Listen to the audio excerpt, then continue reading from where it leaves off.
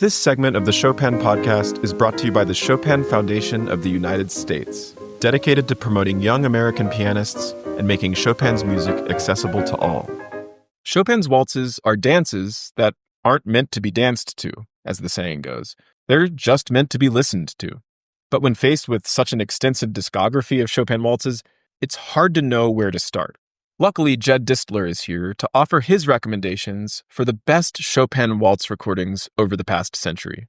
Jed has listened to untold thousands of piano recordings in his life and written about many of them for Gramophone Magazine and ClassicsToday.com. He is the host of WWFM's weekly radio show Between the Keys, and in 2021, he was the official gramophone blogger of the International Chopin Competition in Warsaw.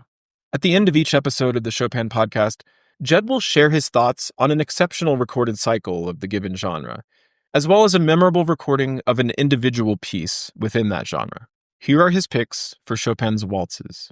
Chopin's waltzes have often been recorded as an integral cycle, but not frequently performed as such. However, Dinu Lipatti did perform the waltzes as a cycle, and he devised his own special ordering of the waltzes, not in the published sequence, the way that they're usually presented, but he rearranged them for maximum contrast and maximum build and cumulative effect.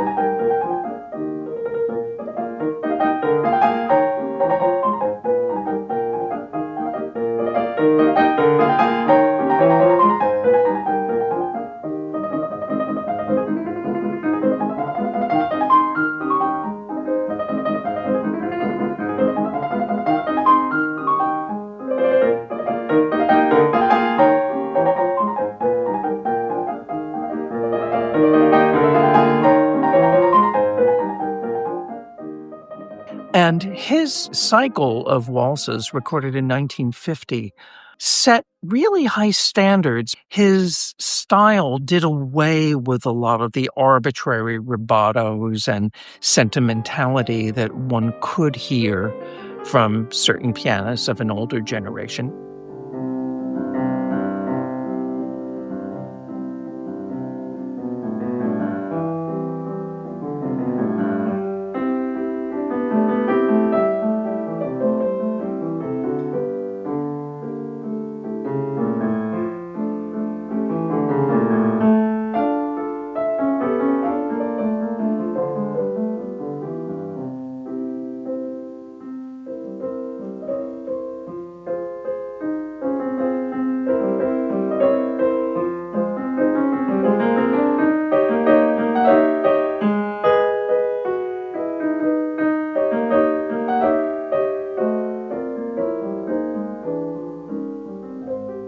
So with Lipatti, you don't get the kind of fanciful inner voices or dramatic tempo changes or textual emendations. You get wonderful expressive qualities, beautiful tone color, aristocratic phrasing, but also an inherent classicism that I think really has stood the test of time.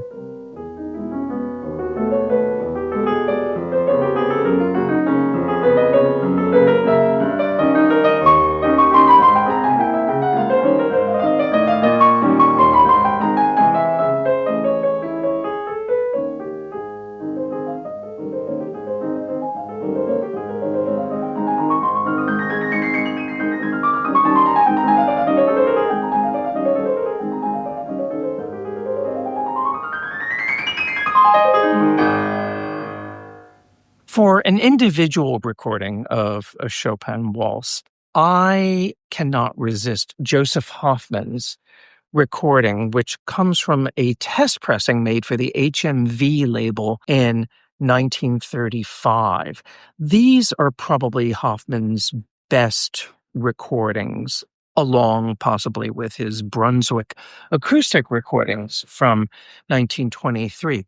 What I love about how he plays this waltz is that there's a lot of variation in character and tempo. There are many imaginative touches of phrasing, bringing out inner voices, changing emphasis and changing accents.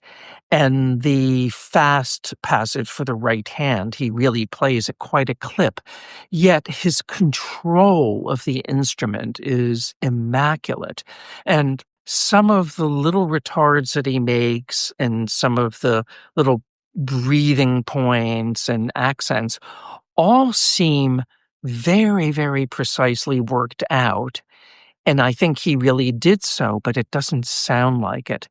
And his lightness and his suppleness tend to make most other pianists sound rather thick and generalized in this waltz. This is quite a memorable performance.